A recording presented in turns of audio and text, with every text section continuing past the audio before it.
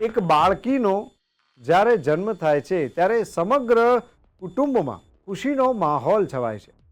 આ બાળકી ધીરે ધીરે મોટી થાય છે અને ટીનેજ કે મુગ્ધાવસ્થામાં 12 થી 13 વર્ષે પ્રવેશે ત્યારે તેના શરીરમાં કેટલાક હોર્મોનલ ચેન્જીસ શરૂ થતા હોય છે. આ હોર્મોનલ ચેન્જીસ કુદરતી હોય છે કારણ કે બાળકી માસિક સ્રાવમાં પ્રવેશે છે. આ જે ઋતુચક્ર છે, આ જે માસિક ચક્ર છે, તેને લીધે થઈને દરેક બાળકીમાં કેટલાક શારીરિક અને માનસિક ફેરફારો શરૂ થતા હોય છે. આજે આપણે આ માસિક ચક્ર વિશે જ વાત કરવાની છે અને ખાસ કરીને આ માસિક ચક્ર શરૂ થાય ત્યારે કેવા પ્રકારની કાળજી લેવાની હોય છે તેના વિશે આજે આપણે વાત કરીશું, જેની માટે અમારી સાથે અમારા સ્ટુડિયોમાં જોડાયા છે જાણીતા nutritionist Shri Sangeeta Patel. Thank you so much. હવે સંગીતા, સૌથી પહેલાં તો આપ અમને એ જણાવો કે ભાઈ આ જે વાત કરવામાં કે ભાઈ બહેનોમાં માસિકની શરૂઆત થાય છે 12 થી 14 વર્ષની વચ્ચે, સામાન્ય રીતે જે મેનાર્કી પીરિયડ કહેવાય છે, આ તબક્કો શરૂ થઈ જાય છે, હોર્મોનલ ચેન્જીસ થાય છે, એ લોકોમાં કેટલાક શારીરિક માનસિક ફેરફારો જોવા મળતા હોય છે. તો આ જે સામાન્ય જે ફેરફારો જોવા મળતા હોય છે એવા સમયે ખાસ કરીને વાત કરું તો બહુ બેઝિક વસ્તુ છે, પેરેન્ટ્સે કેવી કાળજી લેવી જોઈએ એના વિશે જણાવો. બહુ સારો પ્રશ્ન છે અને થેન્ક યુ સો મચ કે તમે મને તમારી આ ચેનલના માધ્યમથી લોકો સુધી આ વાત પહોંચાડવાનો મોકો આપ્યો. વાત કરું તો જો તમે જે દિવસે તમે નક્કી કર્યું કે તમારે પેરેન્ટ્સ બનવું છે એ દિવસે તમને આ દરેક વસ્તુની ખબર હોવી જોઈએ કે જો તમારા ઘરે દીકરી અવતરશે તો એના જીવનના જે તબક્કાઓ એના જીવનમાં ફેરફાર આવશે, એનાથી એને પહેલાં તો પરિચય કરાવવો પડશે. પ્લસ એ લોકોએ જે ખાસ ધ્યાન રાખવાનું છે એવું છે કે જેમ કે દીકરીનામાં જ્યારે હોર્મોનલ ચેન્જીસ આવે છે ત્યારે એની અંદર ઘણા બધા બદલાવો આવે છે.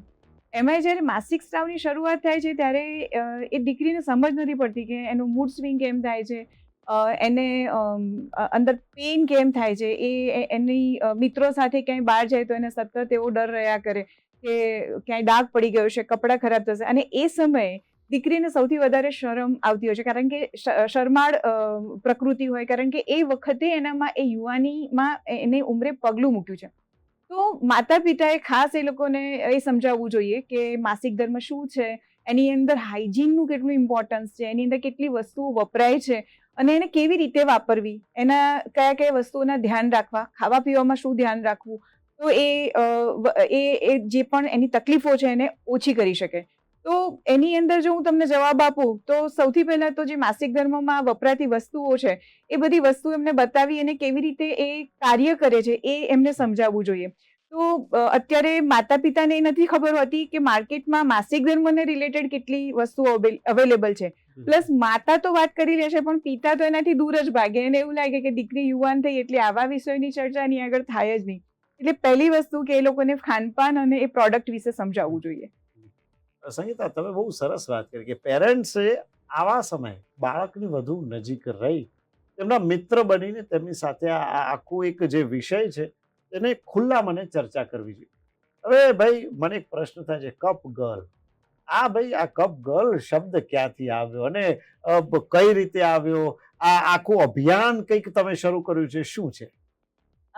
ગુજરાતની અંદર અત્યારે તો આ અભિયાન મેં શરૂઆત કરી છે. કપગર્લ એટલે કે મેન્સ્ટ્રુઅલ કપ જે છે એને હું દીકરીઓ સુધી એની વાત પહોંચાડું છું.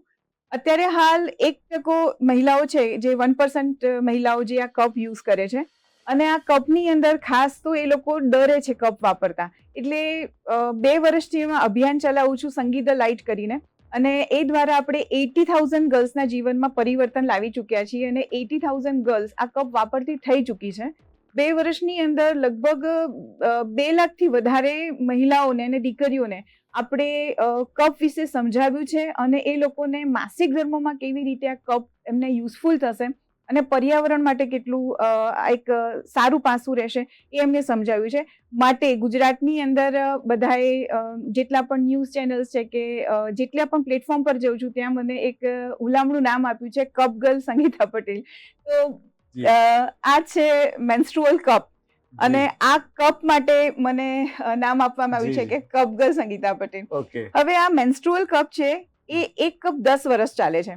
અને આ કપને જો કોઈ દીકરી યુઝ કરવાનું શરૂ કરે તો એને 10 વર્ષ સુધી બીજી કોઈ પ્રોડક્ટ વાપરવાની જ નથી. It is reusable. અને આનાથી દીકરીઓના માસિક ધર્મમાં જેટલા પણ ઇન્ફેક્શન્સ થતા હોય છે, ઇન્ફેક્શન ઝીરો થઈ જાય છે પહેલા જ મહિનાથી. જો એ લોકો આ કપ વાપરે છે તો જે કપના વાપરવા પછીના જે ઇન્ફેક્શન્સ છે એ જો થાય 1% થઈ શકે છે. તો એ શેના લીધે થાય? તો જો તમારા હાથ ચોખ્ખા નથી અને તમે કપ વાપર્યો છે તો. બાકી જો હાથની સફાઈ રાખી અને આ કપ વાપરવામાં આવે તો ઝીરો ઇન્ફેક્શન થાય છે. એટલે એક આ બહુ સરસ પ્રોસેસ છે. અને બીજી વસ્તુ કે જ્યારે માસિક ધર્મ શરૂ થાય ને ત્યારે દીકરીઓના એ જીવનમાંથી 5 દિવસ કે 7 દિવસ કટ થઈ જાય છે. જેમ કે એમની કોઈ સ્પોર્ટ્સ એક્ટિવિટી હોય, એમને કોઈ એક્ઝામ હોય અથવા ક્યાંય બહાર પરિવાર સાથે ફરવા ગયા અને સ્વિમિંગ પુલ કે વરસાદ એન્જોય કરવાનો હોય તો એ લોકો નથી કરી શકતા.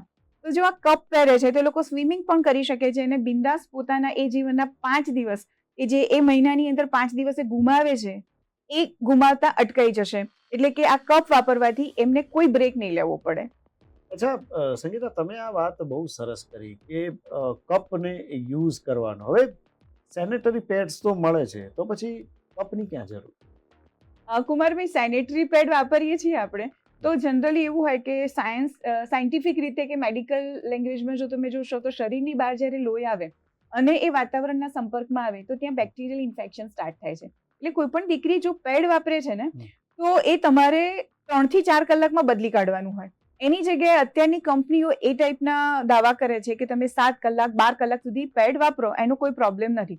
અને પાછું દિવસના રૂટીન તમે જોવા જશો તો બાળકો હોય કે સ્ત્રીઓ સતત બિઝી રહે છે. એટલે ઘણી વખત તો એ લોકો મતલબ 24 કલાક સુધી એક પેડ યુઝ કર્યા કરે. હવે જ્યારે સેનેટરી પેડ તમે આટલો બધો લાંબો સમય યુઝ કરો છો એટલે તમને ત્યાં વર્જાઇનલ ઇન્ફેક્શન થવાના 100% ચાન્સીસ છે.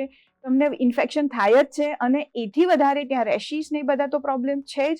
અને જો આ સતત ઇન્ફેક્શન રહ્યા કરે અને તમે આ જ રીતે સેનેટરી પેડનો યુઝ કર્યા કરો તો આગળ જઈને તમારા કિડની પણ ડેમેજ થઈ શકે છે અને દીકરી કોમામાં પણ જઈ શકે છે. એટલે આ બહુ વર્સ્ટ પાસું છે. આ મતલબ કોઈ પણ ટેકનોલોજીનો ઉપયોગ કરો છો અથવા તમે કોઈ એડવાન્સ વસ્તુ વાપરો છો તો એને કેવી રીતે વાપરે પહેલા શીખવું પડશે. અને બીજી વસ્તુ કે જો તમે સેનેટરી પેડને ડિસ્ટ્રોય કરો છો અથવા ફેંકી દો છો તો એ 500 થી 800 વર્ષ સુધી આ પૃથ્વી પર જ રહે છે, એ ડિસ્ટ્રોય નથી થતા. તો તમે એક વસ્તુ વિચારો કે સેનેટરી પેડ એનું સંશોધન થયું પણ એ દરેક મહિલાએ નહીં વાપરવું જોઈએ. એ એવી મહિલાઓએ વાપરવું જોઈએ કે જેને એકચ્યુઅલી એવો પ્રોબ્લેમ છે કે એ કપ નથી વાપરી શકતી અથવા તો એવી વિકલાંગતા છે કે જ્યાં એ કપનો ઉપયોગ નથી કરી શકતી. તો એવા લોકો આ જેમ કે સિઝેરિયન થયું છે કે હમણાં જ ડિલિવરી એમની થઈ છે બાળકની તો એ વખતે એ લોકો પેડ વાપરે. તો બધા પેડ વાપરશે તો પૃથ્વી પર ચાલવાની જગ્યા નહીં રહે. માટે પેડની જગ્યાએ કપનો ઓપ્શન છે પસંદ કરવો જોઈએ. સંગીતા, તમે આ વાત તો કરી કે ભાઈ જે સેનેટરી પેડ છે તેના કરતાં કપ કદાચ વધારે યોગ્ય છે. અને જે સેનેટરી પેડ છે આટલા વર્ષો સુધી જો રહેતા હોય તો તેને લીધે કદાચ વાતાવરણમાં પણ બહુ ઇમ્બેલેન્સ, જે ખાસ કરીને ગ્લોબલ વોર્મિંગની જે સમસ્યાઓને બધી છે ધીરે ધીરે વધી છે. કપ પણ પ્લાસ્ટિકનો જ બનેલો છે, તો શું આ કપ સેનેટરી પેડ જેવું નુકસાન નહીં કરે? આ મેડિકલ ગ્રેડ સિલિકોન છે અને મેડિકલ ગ્રેડ સિલિકોન એટલે જે બાળકો દૂધ પીવા માટે જે નિપ્પલનો યુઝ કરે છે આ સેમ મટીરિયલ છે. પ્લસ આની અંદર કોઈ ઓપન પોર્સ નથી હોતા એટલે એ શરીરની અંદર જઈ અને તમને કોઈ પણ જાતનું ઇન્ફેક્શન નહીં કરે. પ્લસ આ રીયુઝેબલ છે એટલે કે 10 વર્ષ ચાલશે. આમ આપણે જોઈએ કે પ્લાસ્ટિક ખરાબ છે પણ પ્લાસ્ટિકની અંદર ગુણવત્તાઓ અને એના અલગ અલગ પ્રકાર છે કે જે એ સારા ક્વોલિટીનું પ્લાસ્ટિક તમે વાપરશો તો એ તમને નુકસાન નહીં કરે, મતલબ એટલું બધું નુકસાન નહીં કરે. હવે જ્યારે વાત આવે છે પ્લાસ્ટિકની યુઝની તો જેમ કે સેનેટરી પેડ પણ પ્લાસ્ટિકનું છે પણ એ અલગ પ્રકારનું પ્લાસ્ટિક છે.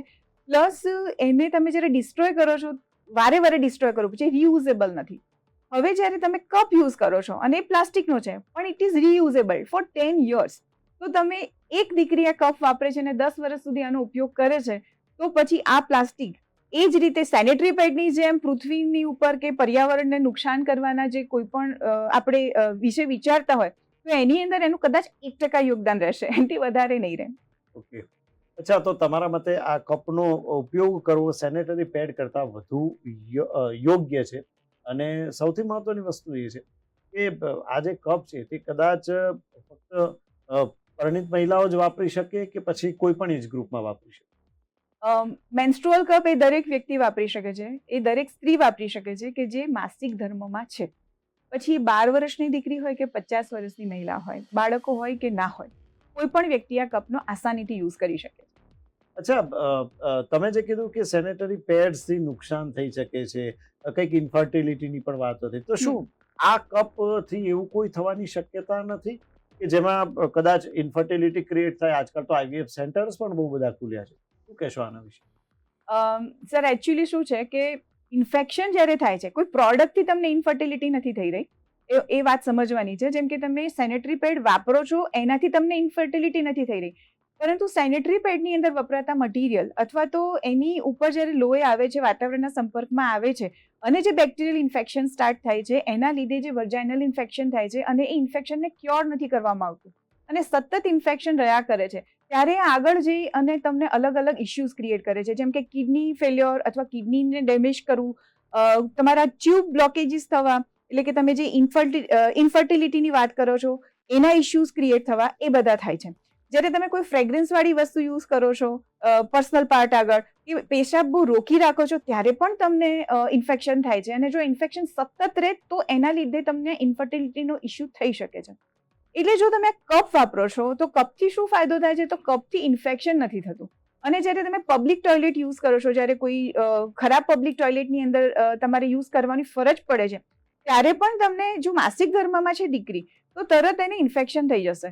પણ જો એણે કપ પહેરેલો છે તો એને ઇન્ફેક્શન નહીં થાય, કારણ કે એક સિમ્પલ વસ્તુ છે કે પાણીની બોટલમાં આપણે ઢાંકણ બંધ કરી દઈએ છીએ તો એ પાણી બહાર નથી આવતું, કે બહારનો કોઈ પણ કચરો એની અંદર નથી જતો. એ જ રીતે આ કપને વર્જાઇનલ ટ્રેકની અંદર પહેરવામાં આવે છે, તો એ ટ્રેકની અંદર આ કપ પહેર્યા પછી જે ઇન્ફેક્શનના ચાન્સીસ છે ને એ 1% થઈ જાય છે, અને એ 1% પણ જો આપણે હાઇજીન મેન્ટેન કરીએ છીએ તો એ 1% પણ ઇન્ફેક્શન નથી થતા.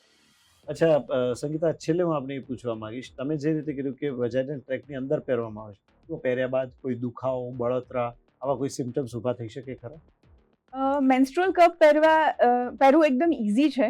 પહેલી વખત જ્યારે દીકરી પહેરે છે ત્યારે અથવા કોઈ પણ મહિલા પહેરે છે ત્યારે એને એવું લાગે કે ઇટ ઇઝ ડિફિકલ્ટ, કારણ કે એમને એની ટેકનિક નથી ખબર અને એક મેન્ટલ બ્લોક હોય છે કે આ પહેરવાથી મને અંદર વાગશે, કારણ કે અંદર પહેરવાનું છે કે ઇન્ફેક્શન થશે. પરંતુ મેન્સ્ટ્રુઅલ કપ, મારો એક્સપિરિયન્સ અને બીજી ઘણી બધી, અને અત્યારે તો મારી પાસે 80,000 દીકરીઓના એક્સપિરિયન્સીસ છે કે મેન્સ્ટ્રુઅલ કપ પહેર્યા પછી આપણે એ ભૂલી જઈએ છીએ, એટલે કે સ્ત્રીઓ એ ભૂલી જાય છે કે એમણે અંદર કંઈ પહેર્યું છે. બિલકુલ ખબર નથી પડતી, બિલકુલ ઇચિંગ નથી થતું, અને જ્યારે માસિક સ્ત્રાવ થતો હોય છે ને એનું એક પર્ટિક્યુલર ફિલિંગ હોય છે કે મને બ્લડ બહાર આવી રહ્યું છે, એ ફિલિંગ પણ નથી થતું, કારણ કે એ ભૂલી જવાય છે. શરીરની બહાર તો આવી નથી રહ્યું, જે મેન્સ્ટ્રુઅલ કપ છે એને કલેક્ટ કરી રહ્યું છે. માટે જ્યારે મેન્સ્ટ્રુઅલ કપ પહેરીએ છીએ ત્યારે કોઈ જ જાતનો દુખાવો નહીં, કોઈ બળતરા નહીં, અને મેઇન વસ્તુ કે આપણે એ ભૂલી જઈએ છીએ કે માસિક ધર્મ ચાલુ છે, એટલે આ બહુ જ કમ્ફર્ટેબલ છે. મારા ખ્યાલથી આ કદાચ એક બહુ જ અદ્ભુત વસ્તુ કહેવાય, તમે જે કહી રહ્યા છો તે પ્રમાણે. શું દરેક મેન્સ્ટ્રુઅલ કપ એક જ સાઇઝના હોય છે? મેન્સ્ટ્રુઅલ કપની અંદર અલગ અલગ સાઇઝીસ હોય છે, મેઇનલી 3 સાઇઝીસ હોય છે, સ્મોલ, મીડિયમ અને લાર્જ. અને એ જે સાઇઝીસ હોય છે એ ચૂઝ કરવા માટે હાઇટ ઉપર ડિપેન્ડ કરવું પડે છે, નહીં કે એજ ઉપર.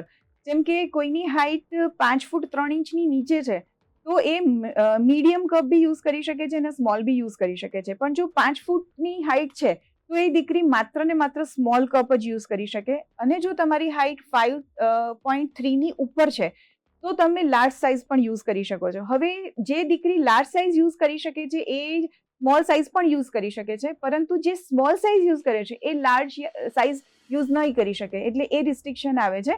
બાકી તમારા સિઝેરિયન થયું છે કે નોર્મલ ડિલિવરી છે તો પણ તમે લાર્જ અને સ્મોલ બંને કપ યુઝ કરી શકો છો. એને અને ડિલિવરીને અને કપને અથવા તો ઉંમરને કોઈ લેવા દેવા નથી, પરંતુ હાઇટ સાથે કપને લેવા દેવા છે. આ મેન્સ્ટ્રુઅલ કપનો યુઝ દરેક દીકરી કરી શકે છે, કોઈ પણ ઉંમરની. અને કેવી રીતે એને પહેરવાનો, તો એ ખાસ એને જોવાની ઘણી બધી ટેકનિક છે, પણ આ સૌથી ઇઝી વાત છે કે આને અહીંયાથી પ્રેસ કરવાનું છે, પછી એને અહીંયાથી પકડી અને એકદમ જેટલું બને એટલું નીચેની સાઈડ પર પકડવાનું, એટલે અહીંયા તમને સ્પેસ મળશે અંદર ઇન્સર્ટ કરવા માટે. આ યુનિમાર્કની અંદર જ્યારે ઇન્સર્ટ કરો છો ત્યારે એને આવી રીતે ઇન્સર્ટ કરવાનું છે.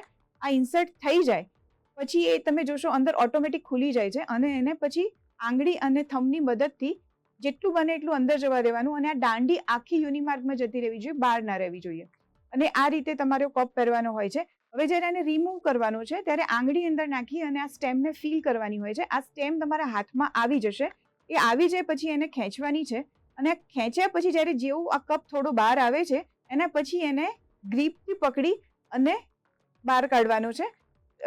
લોહી જે છે એને ખાલી કરી રનિંગ ટેપ વોટરમાં વોશ કરવાનું હોય છે અને પછી પહેરવાનો હોય છે. આ રીતે કપ આપણે બહાર રિમૂવ કર્યો અને એની અંદર જે બ્લડ છે એ બ્લડને ખાલી કરી રનિંગ ટેપ વોટરમાં વોશ કરી અને ફરીથી એને પહેરવાનું છે. અને મુખ્ય વાત છે કે જ્યારે આ કપને તમે પહેરો છો એ પહેલાં એને સ્ટરલાઇઝ કરવાનો હોય છે. ઉકળતા પાણીની અંદર 2 થી 3 મિનિટ આ કપને રાખી મૂકવાનો હોય છે અને પછી એને કાઢી અને ઠંડા પાણીથી રનિંગ ટેપ વોટરમાં વોશ કરી અને પછી તમારે એ કપડાની એની સાથે જે બેગ આવે છે એની અંદર સ્ટોર કરવાનો હોય છે. હવે જ્યારે પણ તમે આને પહેરો છો ત્યારે ફરીથી એને સ્ટરલાઇઝ કરવાની જરૂર નથી. સાદા નળના પાણીમાં રનિંગ ટેપ વોટરમાં વોશ કરી અને પહેરી લેવાનું. અને ખાસ હાથ તમારા સાબુ પાણીથી ધોયેલા હોવા જોઈએ. આ કપ સાબુ પાણીથી ધોવાની જરૂર નથી. અને આ કપની અંદર 4 હોલ આપને દેખાય છે, એ 4 હોલ વેક્યુમ ક્રિએટ કરવા માટે છે, માટે આની અંદર કોઈ પણ કચરો ફસાયેલો ના હોવો જોઈએ. તો આ રીતે આપણે કપ યુઝ કરી શકીએ. સંગીતા, તમે આજે જે અમારા દર્શક મિત્રોને વાત કરી, ખરેખર મને લાગે છે કે જે અત્યારે યુવાન દીકરીઓ છે એઓ અને તેમના પેરેન્ટ્સ, ખાસ કરીને મધર્સ જે છે, એ બંને કદાચ આ વસ્તુને સાથે મળીને સમજે અને ઉપયોગ કરે તેવી મારી અપેક્ષા છે. આપ અમારી સાથે જોડાયા તે બદલ આપનો ખૂબ ખૂબ આભાર. તો આ હતા સંગીતા પટેલ કે જેમણે આપણને મેન્સ્ટ્રુઅલ કપ વિશે ડિટેલ, વિસ્તૃત જે કહી શકાય તેવી જાણકારી આપી. તો મને આશા છે કે આ મેન્સ્ટ્રુઅલ કપનો ખૂબ જ સારી રીતે મહિલાઓ ઉપયોગ કરે અને જે રોગો છે તેનાથી તેઓ દૂર રહે. ફરી મળીશું આવા એક નવા વિષય સાથે. ત્યાં સુધી મને રજા આપજો.